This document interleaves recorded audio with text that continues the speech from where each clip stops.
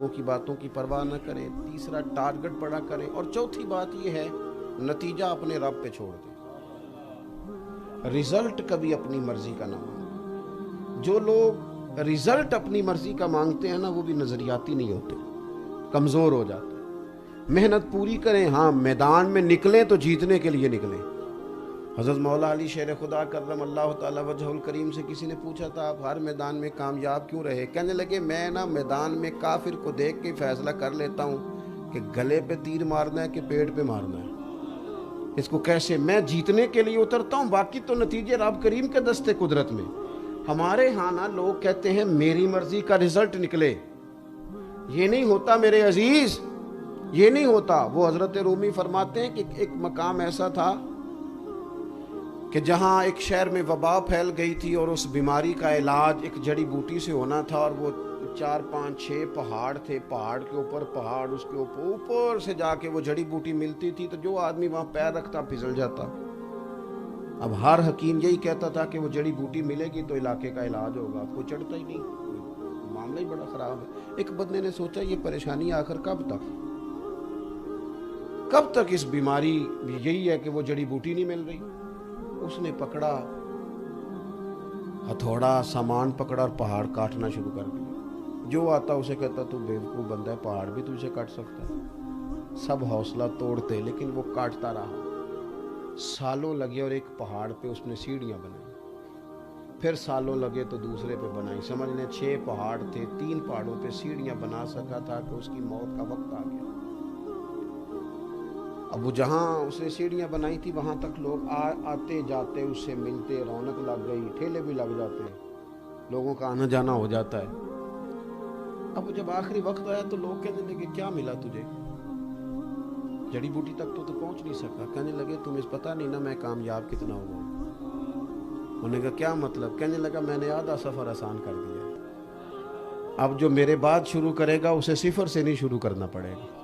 वो कोई आधा सफर तो आसान करे ना यार, हम तो आधा। इमाम बुखारी रहमतुल्लाह ताला अलैह 62 साल की उम्र पाई और तकलीफ इतनी उठाई इमाम बुखारी ने कि इतना बड़ा मुहद्दिस आखिरी उम्र में उन्होंने दुआ मांगी थी।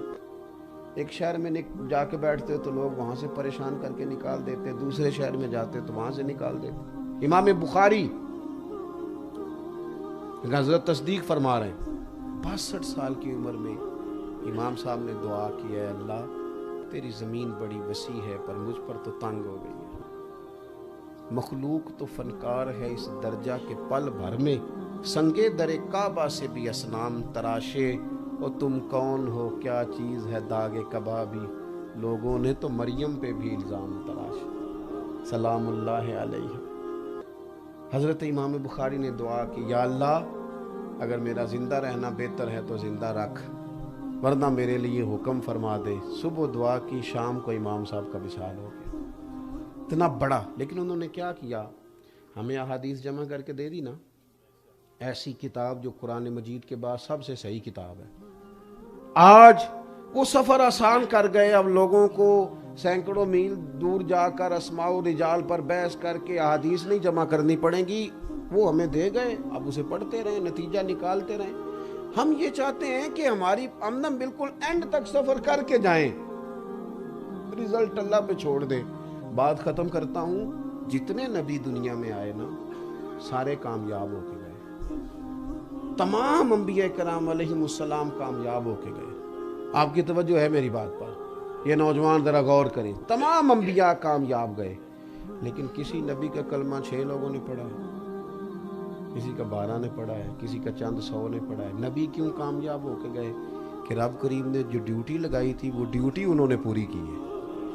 उस जिम्मेदारी से वो पीछे, अपनी जिम्मेदारियों का एहसास करें और अपनी ड्यूटी वक्त पर दें। मुअज्जिन को ये हुक्म नहीं है कि अजान पढ़े और फिर वो गन लेके निकल जाए कि आओ सारे मस्जिद में। उसे हुक्म है कि तू अजान तो वक्त पे पढ़ना, मस्जिद तो टाइम पे खोलना, सफ़े तो बिछाना, ड्यूटी तो करना, खुदा अपनी रहमत से नमाजी भी अता फरमा ही देगा। तो एक तो अपनी ज़िंदगी में इरादों को मजबूत करें, सोचों को अच्छा रखें, बातों की परवाह कम से कम करें और बड़े टारगेट पैदा करें और कुछ तो सफ़र आसान करें।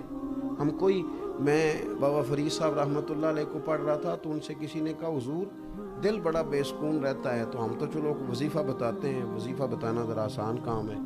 تو بابا صاحب کہنے لگے جھاڑو لے لے، مسجد میں جھاڑو دیا کر، رب تیرے دل کو سکون عطا کرے گا۔ وہ کوئی تو دین کا کام کرنا، جھاڑو لے لے، مسجد میں جھاڑو دیا کر، اللہ دل کو سکون عطا کرے گا۔ کچھ عملاً کام کیا جائے۔ اللہ کی بارگاہ میں دعا کرتا ہوں مالک کریم ہماری حاضریوں کو قبولیت کا شرف عطا کرے۔ وما علینا الا